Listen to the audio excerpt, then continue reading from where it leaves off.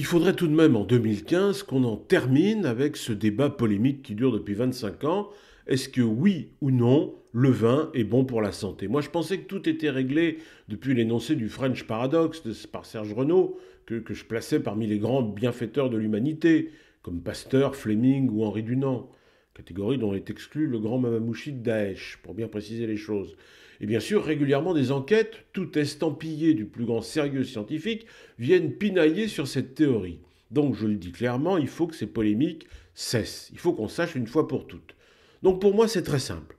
Je me réfère à une étude parue la semaine dernière dans la revue américaine Nature, qui, en matière de publication scientifique, est l'équivalent de Closer pour la presse People, la référence absolue.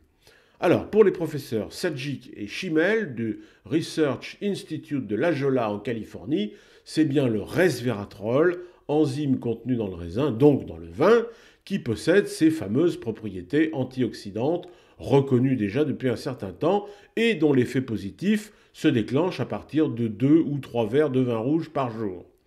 Au-delà, ils sont moins sûrs. Faisons leur confiance, c'est des chercheurs. Ils ne jouaient pas à la bataille navale pendant leur cours de chimie.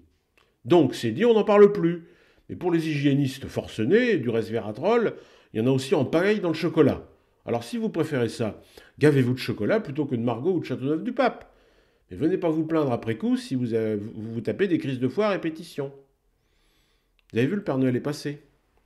Je sais qu'il est passé parce que il a oublié une chaussette chez moi. Il a dû avoir froid en repartant.